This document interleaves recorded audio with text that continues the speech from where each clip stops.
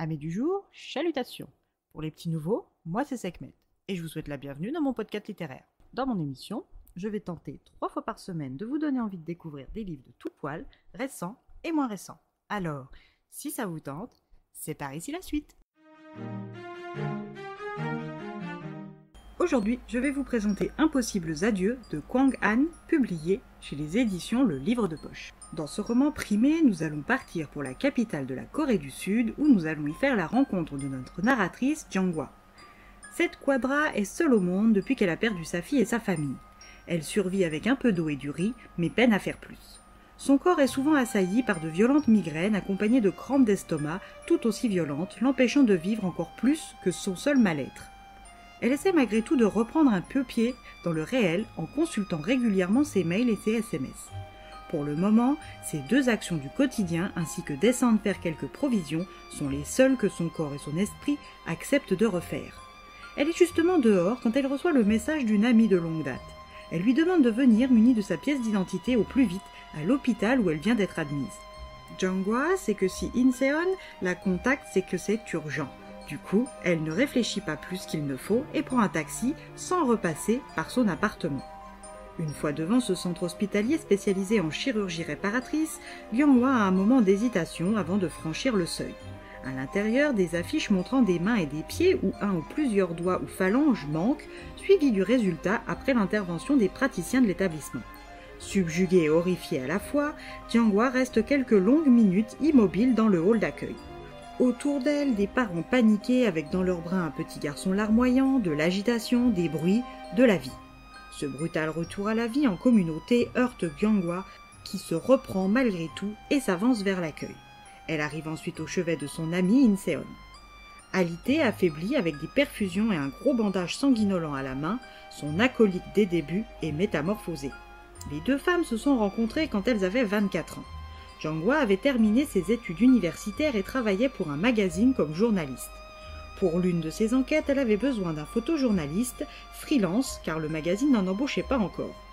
Suivant les conseils des anciens de la boîte, elle s'est mise en recherche d'une femme photographe, car là encore, ses collègues lui avaient assuré plus de confort lors des voyages de les partager avec un collègue du même sexe que le sien. C'est à ce moment-là qu'elle a fait la rencontre d'In-seon. In-seon était sortie diplômée d'une école de photographie après 2 ans d'études supérieures. Elle était mûre et bonne dans beaucoup de domaines. Née sur l'île de Jeju, In-seon était une enfant unique élevée par une mère de plus de 40 ans.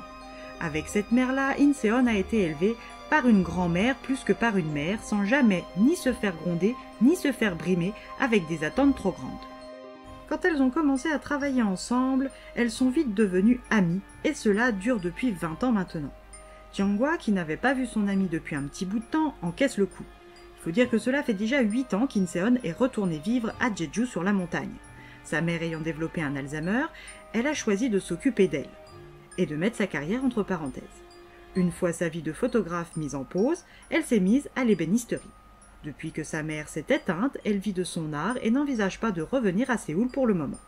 Si elle est aujourd'hui de retour à la capitale, c'est qu'en travaillant sur le projet de Jang-hwa, qu'elle avait abandonné en cours de route, elle s'est sectionné 2 phalanges sur sa main dominante.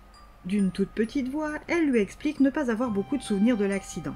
Il faisait froid dans son atelier, elle avait mis des gants de coton, ce qu'elle savait être une erreur, et s'est coupée avec la tronçonneuse. Quand elle a ôté ses gants, elle s'est évanouie et c'est une voisine qui l'a secourue. À l'hôpital de Lille, personne n'était en capacité de recoudre ses doigts, elle a donc été transférée à Séoul où elle a été opérée en urgence. Si l'opération en elle-même s'est bien déroulée, les soins post-opératoires ne font eux que commencer. Durant 3 semaines, elle va devoir supporter qu'une soignante lui enfonce une aiguille dans ses sutures toutes les 3 minutes, de jour comme de nuit, afin de stimuler les nerfs rattachés. En plus d'être contraignant, c'est extrêmement douloureux. Jang-hwa reste sans voix face à son amie et aux soins violents qu'elle doit endurer pour sauver ses doigts. In-seon l'a contactée car elle veut lui demander un service.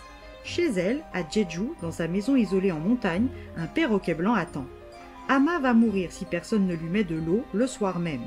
Depuis son accident, 3 jours se sont écoulés et le gentil Plumu ne pourra tenir plus. Si elle part tout de suite, elle arrivera peut-être à temps pour le sauver. Jang-hwa a rencontré Ama lors de sa dernière visite. Elle n'a pas vraiment d'excuse valable pour refuser ce service à son amie. Elle prend donc un taxi et avec la neige qui commence à tomber dru, embarque dans le dernier vol vers Jeju. Une fois sur place, la tempête de neige s'intensifie et aucun taxi ne veut aller dans les montagnes. Elle va devoir prendre le bus jusqu'au village de son amie, mais avec toute cette neige, y arrivera-t-elle? De nuit, sans éclairage, avec une tempête de neige et sans guide, trouvera-t-elle la maison atelier de Inseon? Et si oui, arrivera-t-elle à temps pour sauver Ama? À vous de bien vous couvrir pour affronter la neige avec Jangwa, pour découvrir la réponse à ces questions et à bien d'autres encore.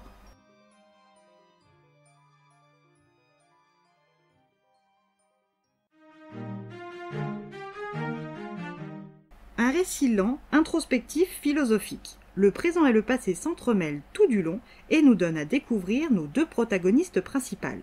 La discussion entre les deux femmes dans la seconde partie du roman tient plus du monde spirituel que de celui du rationnel et nous ouvre par ce biais d'autres pistes sans pour autant nous apporter des réponses. Et bien voilà, j'en ai fini pour aujourd'hui. J'espère que cet épisode vous aura plu et vous aura donné des nouvelles idées de lecture. Si vous souhaitez découvrir d'autres petits bonbons littéraires tout droit sortis de ma bibliothèque, je vous retrouve le samedi 19 juillet prochain pour un nouvel épisode. Et si d'ici là je vous manque de trop, vous connaissez le chemin sur Instagram, @leslecturesdeSekhmet. Sur ce, chalut les amis, et à la prochaine.